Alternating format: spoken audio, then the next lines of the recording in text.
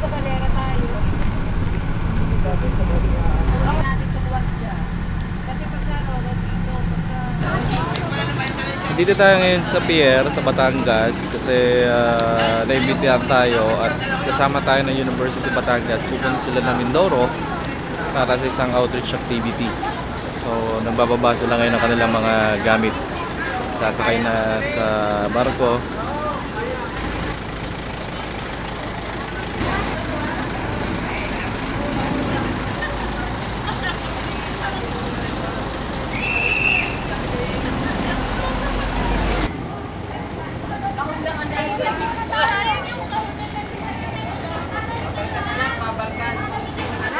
Supercat yung sasakyan namin.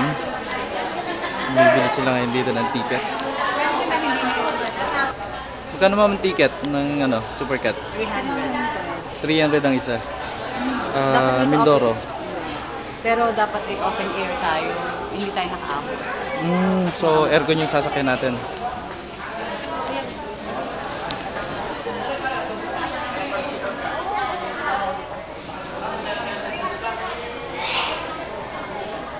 So, ang masasakyan natin ay 7:45. 7:45. Then we will arrive at 8:45. Mga anong oras, ma'am? 8:45. 8:45. Ito yung ilan sa mga pasahero. Marami pa rin mga kapila. Mga papunta pa rin yan ng Puerto Galera.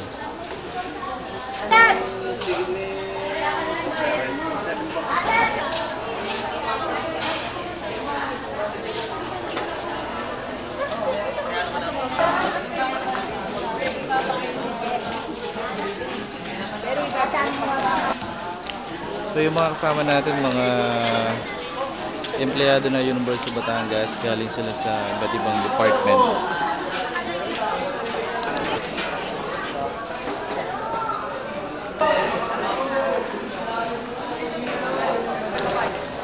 Ito yung ilan sa mga shipping lines na nandito. So doon pa lang kinukuha na yung ticket.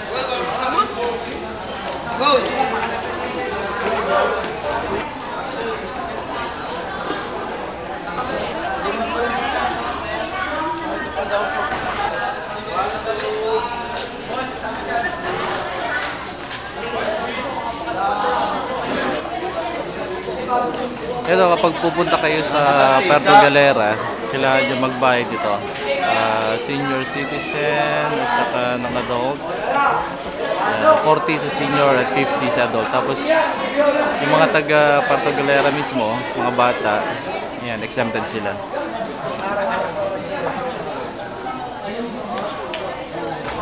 Okay, papasok na tayo sa waiting area.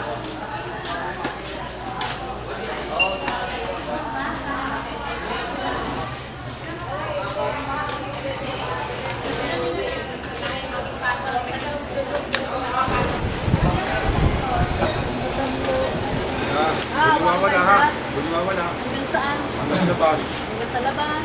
Labas ng pier.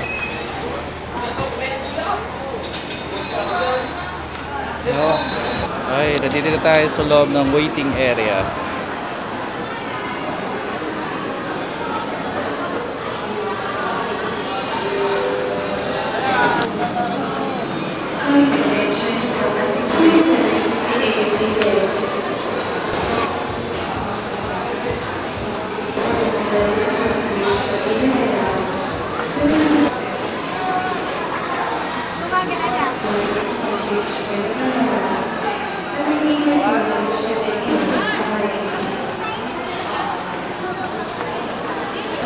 Okay, so magmimerienda muna tayo.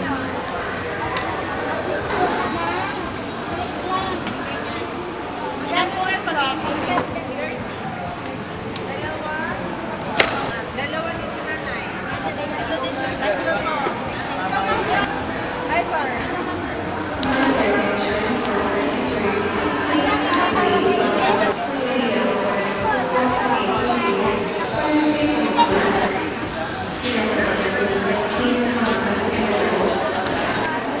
So sa akin, meron akong sopas with itlog. So, ito si Ma'am Amy. Hi, Ma'am.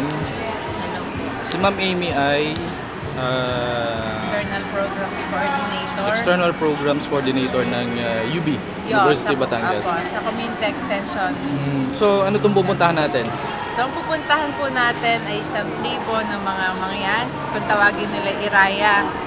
Iraya Tribe sa San Teodoro, Oriental Mindoro. So, tayo po ay through the we coordinated this activity with the Parish Church of San Teodoro through Father Arnold Magbuo. Napinsan ni Ma'am kaya madali yung coordination I natin. see. Ni Ma'am FC. She's So, basically, Ma'am, ano yung activity natin doon? okay, so basically, okay na po.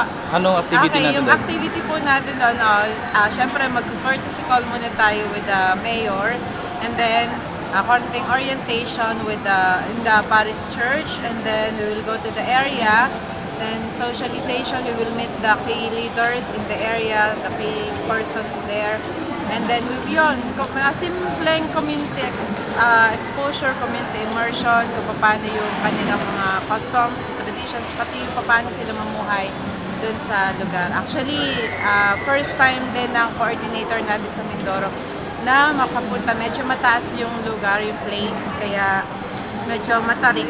So after that, siguro by next day, ikot-ikot tayo, konting adventures, maliligo sa mga rivers doon sa area. Yun.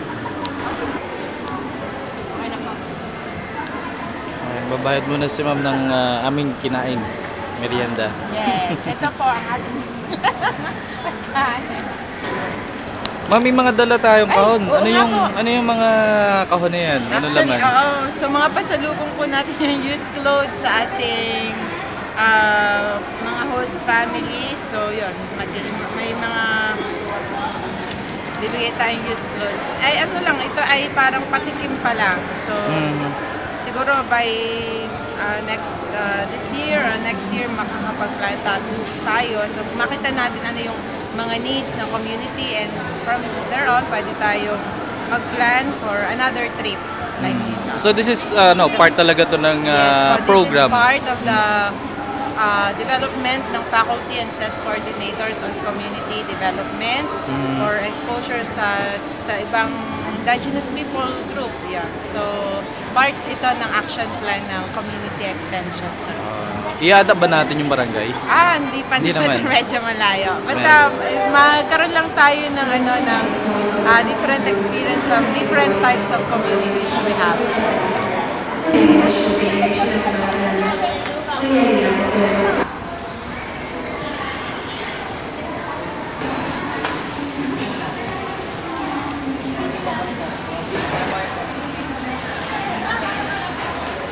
Oy!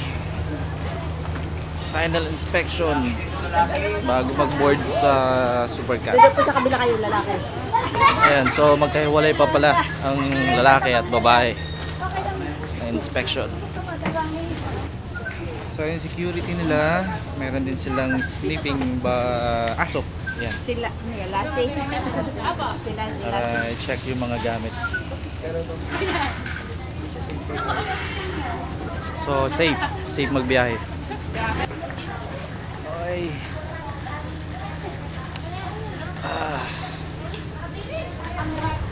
Ako na maghihinasal niyan. Ano na yung magaan para...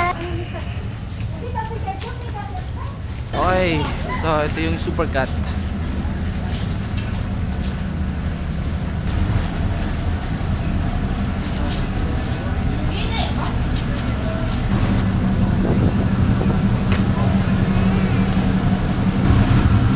Okay, mapasok na tayo ng Supercat.